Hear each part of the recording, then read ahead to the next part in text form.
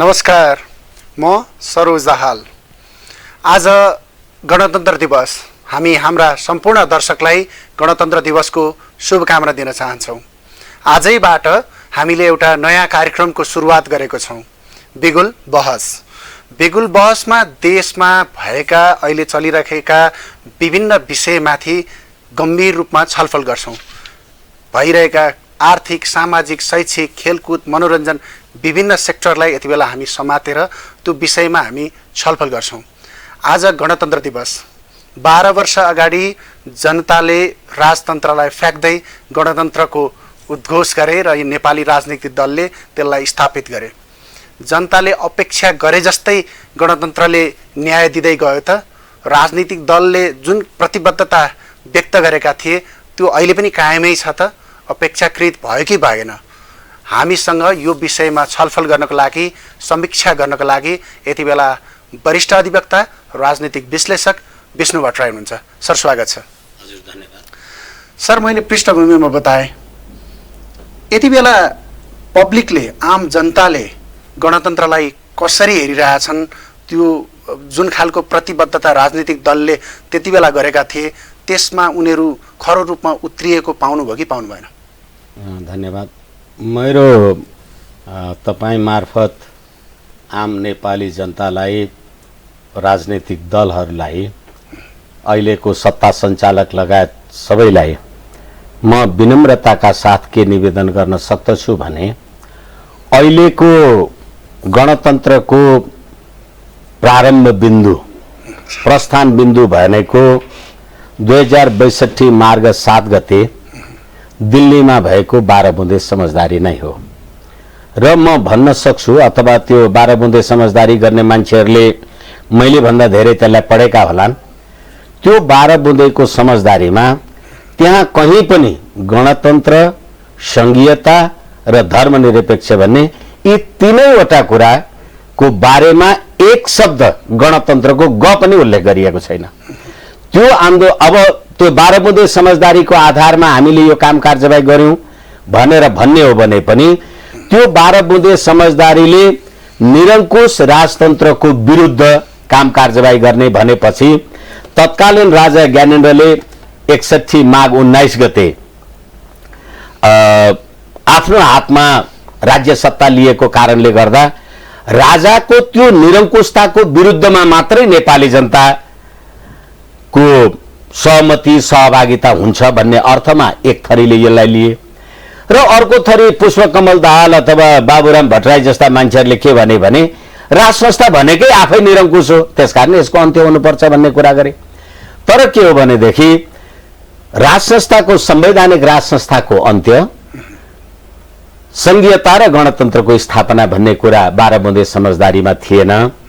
र यसलाई जसरी अहिले हामी गणतन्त्रको 12 वर्ष आदि इत्यादि भन्छौं, अहिले अब यो गणतन्त्रकै वर्षको बारेमा थाहा रहेन रहेछ। प्रधानमन्त्रीजी गणतन्त्रको 12औं वर्षगाँठको बारेमा शुभकामना दिँदै हुनुहुन्छ। पुष्पकमल दाहाल प्रचण्डजी 13औं वर्षगाँठको शुभकामना दिँदै गर्दै हुनुहुन्छ। त्यो गणतन्त्र स्थापना भएको उहाँहरूलाई ठेगान रहेन रहेछ के। यसकारणले गर्दाखेरि नेपाली जनताले गणतन्त्र, संघीयता र धर्मनिरपेक्षको बारेमा कहिले आफ्नो अभिमत दिए? अहिले पनि म जनताले निर्वाचन मार्फत दिए नि? निश्चित रूपमा होइन। तपाईले जनताको राजकीय सत्ता र सम्प्रभु सत्ता सम्पन्न नेपाली जनता हुन् र नेपाली जनताको इच्छा बमोजिम संविधान निर्माणको कुरा गर्ने भनेर जुन 2007 सालदेखि नै, अगाडि 15 सालदेखि नै चलिराखेको संविधान सभाको कुरा थियो, त त्यसमा नेपाली जनताले गणतन्त्र, संघीयता र धर्मनिरपेक्षको पक्षमा हामीलाई मत देऊ भनेर कुन राजनीतिक दलको म्यानिफेस्टोमा लेखाएको छैन। यसै कारणले गर्दाखेरि नेपाली जनताको अभिमत बुझ्ने भनेर 2072 साउन 3 र 4 गते यो तत्कालीन सरकारले जनताको अभिमत बुझ्नका लागि जे भनेको थियो, जनताले धर्मनिरपेक्ष, गणतन्त्र र संविधान, गणतन्त्र र धर्मनिरपेक्षताको पक्षमा मत दिएका थिए भन्ने कुरा त्यो जुन जनताको अभिमत हो त्यो अभिमतको पोका अहिलेसम्म पनि फुकाएर देखाइएको छैन। यसकारणले गर्दाखेरि अहिले जनताले के पाए त भन्ने कुरा भन्दा हामीले भर्खरै हेर्यौं नेपालको नक्सा, यसको बारेमा पनि हामी धेरै छलफल एकैछिन मैले यसलाई यसबारेमा किन जोड्न खोजिराखेको छु भने अहिले नेपालको नक्सा तलमाथि हुने नहुने त्यो आफ्नो ठाउँमा छ, अहिले हामी फेरि कुरा गरौँला। तर त्यसबारेको कुराको छिनोफानो हुने कि नहुने भन्दा छिमेकी राष्ट्रको एउटा कुनै पूर्व राजदूत, नेपालको पूर्व राजदूत आएका कारणले त्यो संविधानको संशोधनको प्रस्तावै संसदमा लगिएन भनेपछि हामी यो संविधान आएपछि कति सम्प्रभु भएछौं, कति सार्वभौम सत्ता सम्पन्न भएछौं भन्ने कुरा यसले देखायो भने प्रधानमन्त्रीजीले नै यो गणतन्त्र दिवसमा उहाँले सन्देश दिँदा सम्बोधन गर्दाखेरि के भन्नुभयो भने गणतन्त्रै संसारको सर्वोत्कृष्ट व्यवस्था हो, त्यसकारणले पछि आएको कुराले गर्दाखेरि मात्रै सामन्तवादी कुनै एउटा परिवारमा जन्मेकै कारणले कानून नलाग्ने आदि इत्यादि त्यो व्यवस्थालाई हामीले हटायौं भनेपछि म बिगुल बहस मार्फत आम नेपाली जनतालाई निवेदन गर्न चाहन्छु, यो देशको राष्ट्रिय एकता, अखण्डता, सम्प्रभुता पृथ्वीनारायण शाहले 2224 राज्यहरूलाई गठन गरेर विशाल नेपाल बनाउँदा नेपाल राष्ट्रको निर्माण नै राज संस्थाको कारणले भएको छ, राज संस्थाको नेतृत्वमा भएको छ। र त्यतिखेर 2224 भने पनि ती त गणतन्त्र त थिएनन् नि, कोही मल्ल थिए, कोही नेवार राज्य थिए होला, कोही के थिए होला। यसकारणले गर्दाखेरि अहिलेको देशको प्रधानमन्त्रीले आफ्नो राष्ट्र निर्माणको बारेमा पनि गर्व गर्न नसकेर होइन हामीले त गणतन्त्र संघीयता भने त सर्वोत्कृष्टको कुरा ल्यायौं भनेर भन्नुहुन्छ भनेदेखि नेपाल भन्ने शब्द नै राज संस्थाको सक्रियतामा नेपाली जनताले गरेको आन्दोलन, क्रान्ति, युद्ध जे भन्नुस् त्यसको उपलब्धिमा र हामी नेपाली हुनु नै हामी चाहिँ राज संस्थाको क्रियाशीलतामा नेपाल राष्ट्र बनेपछि नेपाली भएको, अनि गणतन्त्र नै सर्वोत्कृष्ट भनेपछि तपाईँ पहिला कहाँबाट भएको हो त? यसकारणले गर्दाखेरि गणतन्त्र नेपालको निमित्त सर्वोत्कृष्ट व्यवस्था पनि होइन र अहिलेको यो प्रचण्डजीको 13 वर्ष भनेको कुरा होस् अथवा केपी ओलीजीले भनेको 12 वर्ष, यो 12 वर्षमा जनताले के सर्भिस डेलिभरी पायो? अहिले पनि जसरी राजाको छोरो राजा हुनेछ, राजाबाटै शासित हुने एउटा परम्परा थियो, एउटा परिवारले चलाएको देश, आज त तपाईँ आम सर्वसाधारण नेपालीले यो देशको नेतृत्व गर्न सक्छ सर। होइन, ठिक छ। विद्या भण्डारीको तपाईँ राष्ट्रपति हुनुहुन्छ, केपी ओलीजी प्रधानमन्त्री हुनुहुन्छ, उहाँहरूले आफ्नो राजनीतिक योगदान गरेर आज यो देशमा चाहिँ सर्वोच्च पदमा हुनुहुन्छ। फेरि पछि पनि आम सर्वसाधारणले पदमा जान सक्ने एउटा बाटो खुलेको छ। जसरी राजाको एउटा निरङ्कुश शासन थियो नि, त्यो त ढल्यो नि सर। गणतन्त्रमा जनताले आफ्नो अभिमत व्यक्त गर्न एकैछिन अहिले पनि हामी राष्ट्र निर्माता पृथ्वीनारायण शाह भन्छौं र अहिले तपाईले जुन जुन व्यक्तित्वहरूको नाम लिनुभयो, अनि मैले त्यो जुन व्यक्तित्वहरूको नाम लिनुभयो, हिजो पृथ्वीनारायण शाहकै पालीमा पनि अथवा यो विराज बखेतिर कालु पाण्डेवाला कुरा जे आएका छन् त्यो आफ्नो ठाउँमा जे छँदैछ। तर मैले तपाईलाई के निवेदन गर्न खोजिराखेको छु भने ठीक छ, राजाको समयमा अथवा संवैधानिक राज संस्था भन्नुस् अथवा निर्दलीय व्यवस्थाको कुरा भन्नुस्, त्योभन्दा अगाडिको कुरा भन्नुस्, त्यतिखेर पनि नेपाली जनताको अभिमत बिना राजाको निरङ्कुशताकै आधारमा के शासन व्यवस्था चलेको थियो भनेदेखि त एउटा कोही मान्छे बने। मैले तपाईलाई के निवेदन गरौं भने अहिले राष्ट्रपतिजी जे हुनुहुन्छ, यो संविधानको धारा 61 मा यो संविधानको पालन र कार्यान्वयनद्वारा राष्ट्रपतिले राष्ट्रिय एकताको प्रवर्धन गर्नेछ भनेर लेखेको छ। अस्ति यो अध्यादेश लिएर आउँदा संवैधानिक परिषद सम्बन्धी अध्यादेश र दल विभाजन सम्बन्धी अध्यादेश आउँदाखेरि राष्ट्रपतिजीले त्यसलाई 2 मिनेटमा अथवा 1 घण्टा 2 घण्टामै घोषणा गरिदिनु भयो र धेरैचोटि कुरा गरिसक्यो। यो 74 सालको संविधान यो हाम्रो प्रतिनिधि सभाको निर्वाचन हुँदा शेरबहादुर देउवाको सरकारले राष्ट्रिय सभामा मनोनित गर्ने 3 जना मान्छेको नाउँ पठाउँदा विद्यादेवी भण्डारी राष्ट्रपतिजीले त्यसलाई होल्ड रन गरेर राखिदिनु भयो। जब केपी ओलीजी आउनुभयो अनि केपी ओलीजीको प्रधानमन्त्रीत्व कालमा उहाँले पठाएको 3 जनाको नाउँ चाहिँ अहिलेको भरे समर्थन गरेर पठाइदिनु भयो। भन्नुको मैले तपाईलाई के भन्न खोजेको भने राजनीतिक दलबाट आएको मानिस आफ्नो राजनीतिक दलको इच्छा अनुसारको व्यक्तित्व आयो भने अहिलेको भरे मनोनितको कार्यान्वयन हुने रहेछ, होइन शेरबहादुर देउवाजीको गभर्नमेन्टले पठाएको मान्छे नगरे पनि हुने रहेछ भनेपछि अहिले होला सर व्यवस्थाभित्र कमी कमजोरी होला नि त्यो सुधार्न सकिन्छ। निश्चित होइन यो गणतन्त्रको विकल्प राजतन्त्र हुन सक्दैन। एकछिन गणतन्त्रको विकल्प राजतन्त्र हुन सक्दैन भने राजतन्त्रको विकल्प गणतन्त्र भयो। अब गणतन्त्रको विकल्प राजतन्त्र किन हुन सक्दैन? तपाईलाई लाग्छ राजतन्त्र फर्किन सक्छ? राजतन्त्रको त्यो अवस्था छ? एकछिन यो राजनीतिमा के फर्किन्छ के फर्किँदैन भन्दा हामीले 1749 को ओलिभर क्रमवेलको टाइममा बेलायतमा पनि हेरेका छौं। यसकारणले गर्दाखेरि संसारमा राजतन्त्र गएका आएका उदाहरणहरू छन्, नहुने होइन। तर अहिले जे जति गतिविधिहरू ठिक छ जनताको अभिमतको निकै भनेर यो गणतान्त्रिक सरकार छ, यो गणतन्त्रको होली वाइन लगायतका गुठी विधेयक लगायतका अब जे प्रकारका गतिविधिहरू छन्।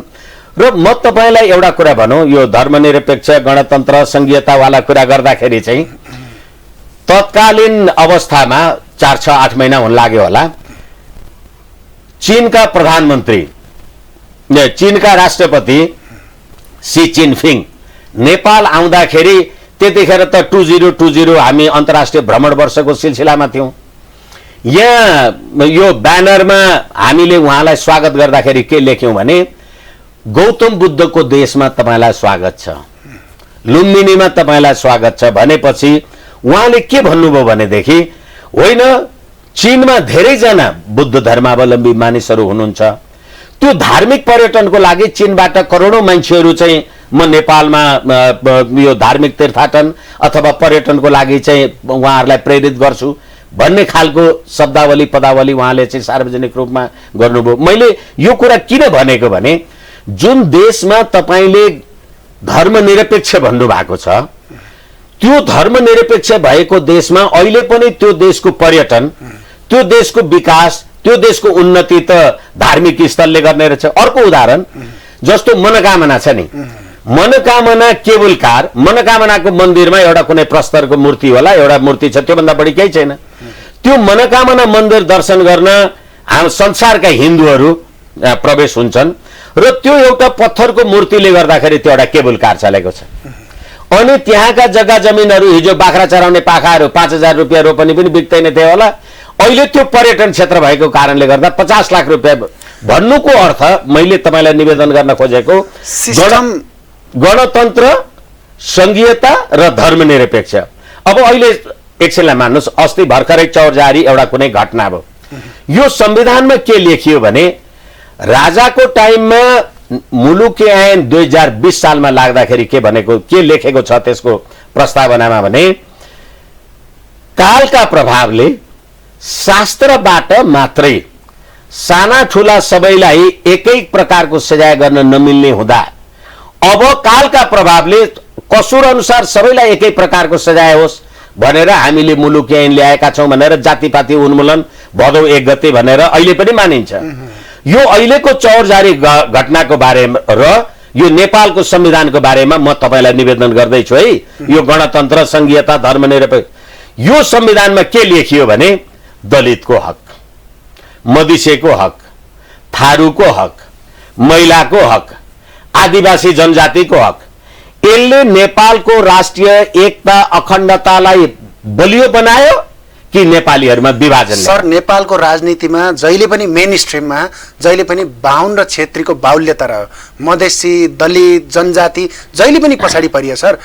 राजतन्त्रकै व्यवस्थामा म तपाईलाई एउटा निवेदन गरौं, एउटा क्लासमा एउटा मास्टरले सयौं विद्यार्थीलाई पढाउँछ, त्यहाँ जुनसुकै जात वर्ग धर्म वर्ण सम्प्रदायका मान्छे होलान्, अनि त्यसमा एउटा कुनै मान्छे बाहुन भएको कारणले उसले 60 नम्बर ल्याएर फर्स्ट डिभिजन पास गर्यो, अनि त्यहाँ यो चाहिँ बाहुन भएर 60 पायो, अर्को चाहिँ राई गुरुङ मगर ल्याएको रहेछ 20 ल्याएर फेल भयो भने त्यो मास्टरको दोष कि त्यो बाहुन भएको दोष कि उसको जात के हो? यो यसकारणले गर्दाखेरि मानिसको बौद्धिकतालाई तपाईँ जातसँग नदाज्नुहोस् न। तर तपाईँ एउटा कुरा एकैछिन, स्वीकार्नुहुन्छ नि, तपाईँ स्वीकार्नुहुन्छ कि त्यति बेलाको तत्कालीन जुन राज्य व्यवस्था थियो त्यसले यी अल्पसंख्यक समुदायलाई धकेलेको छ।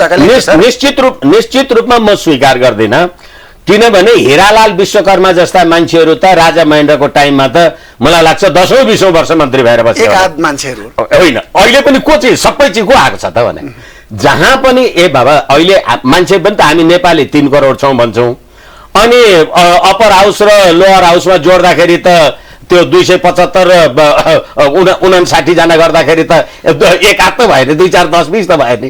संसदमा त प्रतिनिधि छ नि सर। एकछिन यसै कारणले गर्दाखेरि तपाईँ एकछिनलाई मान्नुहोस्, तपाईँ र म मेडिकल साइन्स पढिराखेका छौँ। म एउटा तपाईँले भने जस्तै सेड्युल कास्टको मान्छे रहेछु, तपाईँ एउटा चाहिँ बाहुन क्षेत्री हुनुहुँदो रहेछ भने तपाईँ 80 ल्याएर पास हुनुभयो र डाक्टर हुनुभयो, अनि म चाहिँ 60 ल्याएर पनि डाक्टर भएँ भनेदेखि त्यो बिरामीलाई त्यो अपरेसन गर्दाखेरि त होइन यो 60 ल्याएको भए पनि यो गुरुङ मगर हो त्यस कारणले बिरामी जाति हुनुपर्छ, यो बाहुनले चाहिँ 80 ल्याए पनि फेल हुनुपर्छ त हुँदैन होला नि। त्यस कारणले जहाँ योग्यताले गर्ने कुरा हो त्यसमा तपाईँले जात धर्म भन्ने कुरालाई जहाँ लिएर आउनु, एकातिर धर्मनिरपेक्ष भन्नुभयो, अर्कोतिर होइन हिजोको वर्गीय विभेद आदि इत्यादि भनेर भन्नुभयो, तर अहिले तपाईँले समाजमा जात जातिको बीचमा झगडा लगाउने काम कार्यवाही यो संविधानले गर्छ। होइन भनेदेखि सम्पूर्ण नेपाली जनतालाई यी हक अधिकारहरू प्राप्त हुन्छन् भनेको भए के फरक पर्थ्यो? यसकारणले गर्दाखेरि तपाईँले संविधानमा लेखेकै कारणले कोही मानिस प्रखर हुने, संविधानमा नलेखिदिएकै कारणले गर्दा कोही मान्छे लाटो हुने कुरा चाहिँ हुँदैन। यसै कारणले गर्दाखेरि संघीयता, धर्मनिरपेक्ष र गणतन्त्र न त दिल्लीमा भएको 12 बुँदे समझदारीमा त्यो कुरा उल्लेख छ, र अर्को कुरा म तपाईँलाई एउटा कुरा स्मरण गराउँ। राजा ज्ञानेन्द्रले यो प्रतिनिधि सभा पुनर्स्थापना गरिदिएपछि 2063 साल वैशाख 11 गते प्रतिनिधि सभा पुनर्स्थापना गरिसकेपछि जेठ 4 गते प्रतिनिधि सभाको बैठक बस्यो।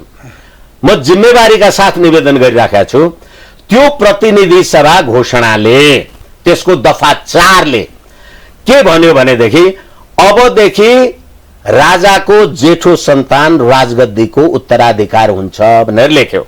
पहिले चाहिँ राजाको जेठो छोरो भन्थ्यो, यसले चाहिँ जेठो सन्तान भन्यो, र अबदेखि राजपरिवारको सम्पत्तिमा कर लाग्छ भनेर त्यो प्रतिनिधि सभा घोषणाले भन्यो।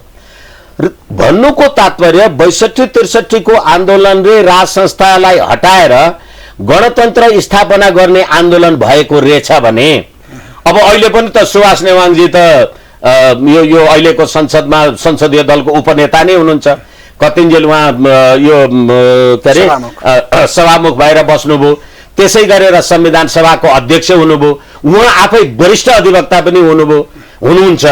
त्यसकारणले त्यो प्रतिनिधि सभा घोषणाले अबदेखि राजगद्दी उत्तराधिकार सम्बन्धीको ऐन अनुसार राजाको जेठो सन्तति राजगद्दीको उत्तराधिकारी हुन्छ भनेपछि जनआन्दोलनले राजतन्त्र हटाउने भनेको रहेछ त।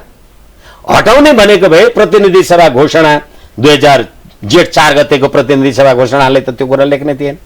अर्को कुरा म तपाईलाई निवेदन गरौँ, 2065 जेठ 15 गते मध्यरातमा जब गणतन्त्रको घोषणाको प्रस्ताव ल्याइयो, त्यो प्रस्ताव ल्याउँदाखेरि त्यतिखेरका 564 जना सभासदहरू मध्ये 4 जना सभासदहरूले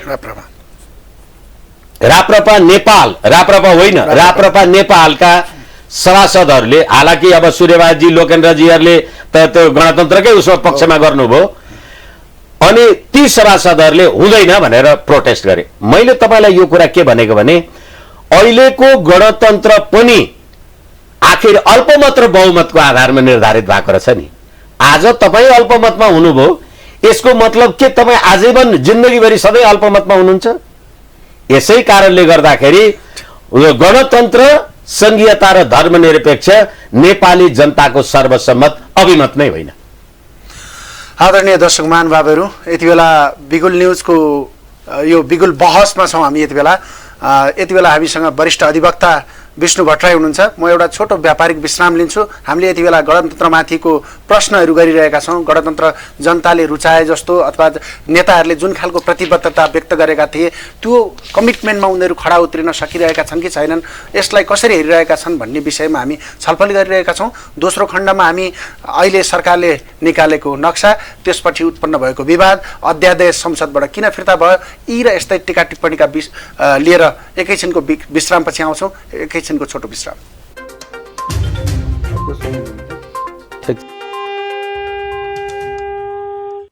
यो छोटो व्यापारिक विश्रामपछि पुनः स्वागत छ।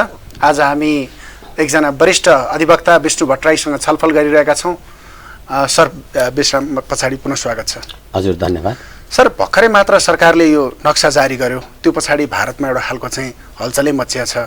तपाईँले यो नक्सा प्रकरण त्यो पछाडि जुन खालको संसदमा एउटा विधेयक आएको थियो त्यो फेरि पछि हटेको र छलफल पछि कांग्रेसको पनि केन्द्रीय समितिको छलफल पछाडि मात्रै निर्णय गर्ने र प्रधानमन्त्रीले पनि यसको समग्र राष्ट्रिय एकता भए पछाडि मात्रै यो विषयमा चाहिँ अगाडि बढ्ने भन्ने खालको स्टेटमेन्ट आइरहेछ।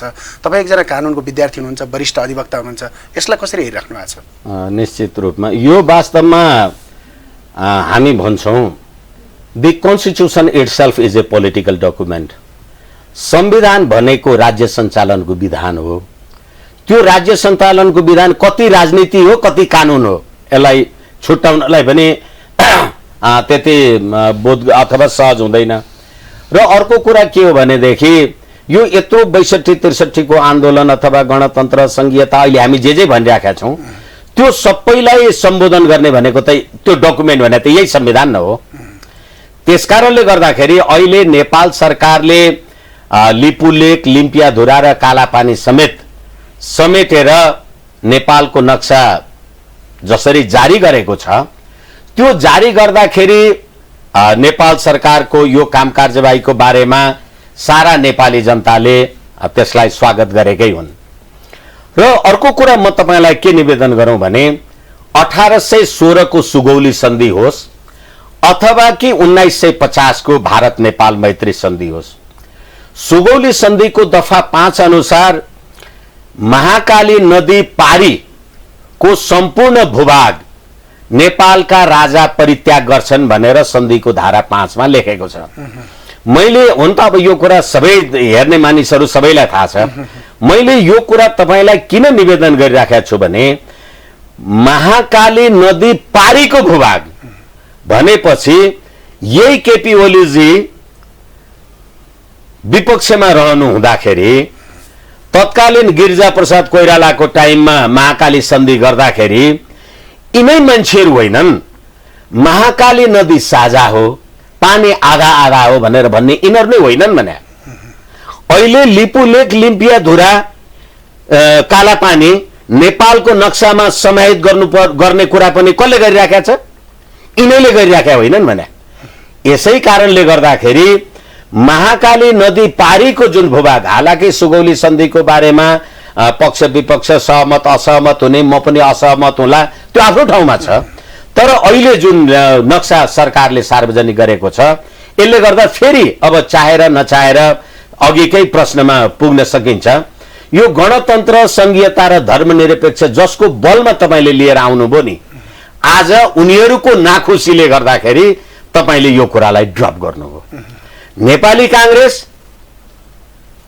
पार्टीको सेन्ट्रल कमिटीको बैठकको बारेमा कुरा गर्ने र नेपाली कांग्रेसको शेरबहादुर देउवाजीले त 13 गते मंगलबारको बैठकमा भन्नुभयो भारतसँग कुरा गरेर मात्रै यो नक्साको बारेमा राम्रो सन्देश जान्छ, होइन भने त्यत्तिकै जानु हुँदैन। एक, जनता समाजवादी दलका उपेन्द्र यादवले भारतसँग उच्च स्तरीय कुराकानी नगरिकनै यो संशोधन विधेयक, अनुसूचित 3 को संशोधन विधेयक ल्यायो भने हामी चाहिँ त्यसलाई यो वार्ता बिथोलिन्छ भन्नुभयो। महन्त ठाकुरले के भन्नुभयो भनेदेखि होइन, यो नागरिकताको बारेमा आदि रोटी बेटीको बारेमा निदो नगरी संविधान संशोधनको कुरा गर्यो भने त्यो कुरा प्याकेजमै संविधान संशोधनको प्याकेजमा। त्यति मात्रै होइन, नरेन्द्र मोदीजीसँग, भारतीय प्रधानमन्त्रीसँग नेपालका प्रधानमन्त्रीले पटक पटक टेलिफोन संवाद गर्दाखेरि उहाँले त्यो नरेन्द्र मोदीजीले त्यो संवाद टेलिफोन रिसिभ पनि गर्नु भएन। र त्यसै गरेर प्रचण्ड लगायत झलनाथ खनाल र माधव कुमार नेपाल समेतले भारतसँग कुराकानी गरेर मात्रै यसको बारेमा अगाडि बढ्नुपर्छ भनेपछि सरोजजी म तपाईलाई एउटा नेपाली भएको नाताले जिम्मेवारीका साथ भन्न सक्छु कि भारतको सीता र गीता नभइकन तपाई नेपालको नक्सा यकिन गर्न सक्नुहुन्न, तपाई कुरा गर्न सक्नुहुन्न र सम्पूर्ण भारतलाई सोधेर मैले मेरो नक्सा तयार गर्नुपर्ने हो भनेदेखि म कतिको सम्प्रभु सम्पन्न भएछु त। अनि यो गणतन्त्र, यो संघीयता, धर्मनिरपेक्षले देश कति बलियो भएछ त। मेरो देशमा लिपुलेख, लिपिया, धुरा र कालापानीमा बसेका नागरिकहरूले चन्द्र शमशेरलाई लेखेको चिठी सार्वजनिक भएको छ। त्यहाँका जनताले कर तिरेको छ, मतदाता सूचीमा उनीहरूले चाहिँ भोट हालेका छन्। ती जनताले भोट हालेर तपाईँ पार्लियामेन्टमा आउनु भएको छ अनि त्यहाँबाट त्यो मेरो देशको भूभाग हो कि होइन भनेर भारतसँग नसोधिकन हामी अगाडि बढ्न नसक्ने भन्नुहुन्छ तपाईँ भनेदेखि यो संघीयता गणतन्त्रले देश कति बलियो बनाएछ त प्रश्न हो नि। र यही अवस्थामा संसारमा लकडाउन छ, भारतमा पनि लकडाउन छ, के डाउन छ, कता कता डाउन छ। श्याम शरणजी त नेपाल आउनुभयो, मलाई लाग्छ आधिकारिक रूपमा सरकारले अथवा कुनै निकायले यसको पुष्टि त गरेको छैन। होइन, पुष्टि गर्नु परेन नि, मान्छे आएको गएको कुरा आफ्नो ठाउँमा छँदैछ। यसै कारणले गर्दा कहिलेकाहीँ भनिन्छ नि मजमुन जान जाते हैं लिफाफा देखकर भनेर, भने चाहिँ यो चितुवा पनि कराउने सिंगारी पनि। भारतका प्रधान सेनापति सरोजजी, भारतका वर्तमान प्रधान सेनापति नरवणेले यो नक्सा हामीले सार्वजनिक गरेपछि कसैको उक्साहटमा नेपालले यो काम कारबाही गर्यो, चीनपट्टि लक्षित भयो। कसैको उक्साहट, उहाँको भाषा त्यही नै हो, कसैको उक्साहटमा भनेर उहाँले चीन प्रति लक्षित गर्नुभयो। र अहिले श्याम शरणजी आउने बित्तिकै महन्त ठाकुरजी, उपेन्द्र यादव, जलनाथ खनाल, माधव कुमार नेपाल, पुष्पकमल दाहाल र इभन प्रधानमन्त्रीजी पनि सर्वसम्मति भयो भने मात्रै ल्याउँछु। ए देशको सम्प्रभुता, भौगोलिक अखण्डता मैले मानेर र नमानेर हुने वा यस्तो कुरामा विमति हुनुपर्ने। अनि त्यो कुरामा पनि प्रधानमन्त्री ड्रप गर्नुहुन्छ भने अहिले श्याम शरणजी नेपाल आएपछि होला, संयोग होला, तर हरेकले के भने भनेदेखि मैले तपाईलाई पढेरै सुनाएँ, भारतसँग कुराकानी नगरिकन अगाडि नबढौँ भन्नुको तात्पर्य तपाईको देशको राष्ट्रियता, राष्ट्रिय एकता र राष्ट्रिय अखण्डता भारतले निर्धारण गर्ने हो त। भारतले त्यति बेला भनिसक्यो नि सर कि चाहिँ यो कोरोनाको कहर पछाडि मात्र हामी वार्ता गर्छौँ, त्यसको टेबल टक गर्छौँ भनिरहेछ। तर कोरोना कहिले सकिने यो त उनले पन्छाइराखेको होइन। एकछिन, भारतले पन्छाउने कुरा आफ्नो ठाउँमा छ, भारतले भन्ने कुरा आफ्नो ठाउँमा छ। आम सञ्चारले भनिराखेका छन् कि नेपालका प्रधानमन्त्रीले 3 पटक 4 पटक भारतीय समकक्षीसँग कुरा गर्न, टेलिफोन सम्पर्क गर्न प्रयास गर्दाखेरि त्यो कुरा भयो। यसको अर्थ बुझ्नु परेन। एक नेपालका प्रधानमन्त्रीले सम्पर्क गर्न खोज्दाखेरि सम्पर्क नहुने, र अर्को कुरा श्याम शरण नेपालमा आएपछि नै नेपालका सम्पूर्ण राजनीतिक दलका मान्छे, मैले तपाईलाई निवेदन गरेँ, जनआन्दोलन 2062-63 मा संलग्न भएका जति सबै राजनीतिक दल, नेपाली कांग्रेस, मधेसवादी दल, नेकपा एमाले, नेकपा माओवादी, समाजवादी, अब जेजेवादी सम्पूर्ण दलहरूले के भने भारतसँग नसोधिकन हामी नक्सा यो प्रतिनिधि सभामा, पार्लिया संसदमा नलग्ने। ठिक छ सर, हामी कार्यक्रमको अन्त्यमा छौँ। सर, तपाईँ एकजना कानुनको ज्ञाता पनि हुनुहुन्छ। यो मुद्दालाई अन्तर्राष्ट्रियकरण गर्न सकिन्छ कि सकिँदैन, के छ अवस्था? नेपालले त्यो ल्याकत राख्छ कि राख्दैन? ल्याकत त अब म जहाँसम्म म तपाईलाई निवेदन गर्न सक्दछु, हामी संयुक्त राष्ट्रसङ्घको सार्वभौम देशको एउटा सदस्य भएको कारणले गर्दाखेरि, र हालाकि अब अहिले आजकल यो आइटी को युगमा कतिवटा फेक आइडी पनि आउँछन्, के पनि आउँछन्, तर भारतकै शीर्षस्थ राजनीतिक शक्तिहरूले पनि होइन, नेपाल र भारतको बीचमा जुन प्रकारको सम्बन्ध छ त्यसलाई अरू देशहरूसँगको सम्बन्ध जस्तो कारणले अर्थ्याउनु हुँदैन। यो सरकारले अरू सबैसँग त जेसुकै चिड्याए गर्यो होला, गर्दा गर्दै भारत नेपालसँगको सम्बन्धलाई पनि चिड्याउने काम गर्ने अत्यन्त आपत्तिजनक विषय हो भनेर भारतीय आम सञ्चारमा भारतीय नेतृत्वको मान्छेहरूले यो कुरा भनिराख्नु भएको छ। जसको खानपान बस उठ रहनसहन तीर्थ यात्रा धार्मिक आदि इत्यादि कुराले त्यस कारणले गर्दाखेरि 1950 को भारत नेपाल मैत्री सन्धिको दफा 1 म फेरि पनि निवेदन गरौं त्यसमा के लेखेको छ भने भारत र नेपाल दुवै एक अर्काको स्वाधीनता सम्प्रभुता भौगोलिक अखण्डता र स्वतन्त्रताको रक्षा गर्न सहमत छन् भनेको छ। यो हाम्रो भौगोलिक एकता अखण्डताको रक्षाको विषय हो कि होइन? यसकारणले भारतसँग कुरा गर्नुपर्छ। हामी कुरा गर्दाखेरि उहाँले के 1950 को सन्धि होइन भन्न सक्नु होला? तर के हो भनेदेखि जुन प्रकारको यो हाम्रो खाली भारतलाई जति बेला हामी वार्तामा बस्छौँ अथवा नेपाल सरकार वार्तामा बस्छ, के लाग्छ तपाईले के सूचना पाउनु भएको छ? सरकारसँग यथेष्ट प्रमाण छ? निश्चित रूपमा मैले तपाईलाई फेरि पनि म भन्न सक्छु 1816 को सुगौली सन्धि र अझै 1792 को लर्ड कर्नवालिसको टाइममा बनेको नक्सालाई तपाईले हेर्ने हो भने त त्यतिखेर भारत आफै पनि त्यो सब 630 वटा गणराज्यहरू इस्ट इन्डिया कम्पनीले एकीकृत गरेर भारतवर्ष बनाइदिएर ब्रिटिस इन्डियाले छोडेर गएको।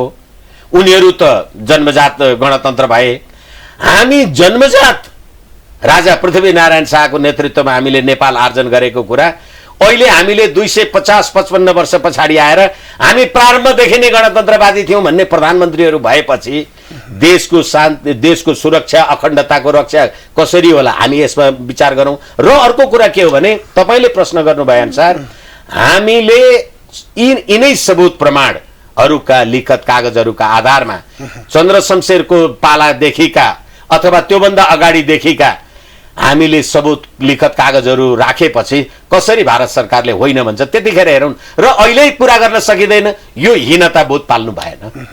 ठिक छ, आफ्नो बहुमूल्य आफ्नो चाहिँ समय यहाँ आएर आफ्ना विचारहरू व्यक्त राखिदिनु भयो, यहाँलाई धेरै धेरै धन्यवाद सर। मलाई पनि मेरा अभिव्यक्ति राख्ने अवसर दिनुभयो। सम्पूर्ण नेपाली जनताको सार्वभौम सत्ता र स्वतन्त्रताका लागि सबै नेपाली एकजुट भइरहनुपर्छ भन्ने सन्देशका साथ बिदा हुन्छु। धन्यवाद, प्रणाम। आदरणीय दर्शक महानुभावहरू, उहाँ हुनुहुन्थ्यो वरिष्ठ अधिवक्ता राजनीतिक विश्लेषक विष्णु भट्टराई। यी र यस्तै सामग्रीका लागि ओमकार एसडी हेर्दै गर्नुहोला। अहिलेको लागि भने बिदा हुन चाहन्छु। हस्त नमस्कार।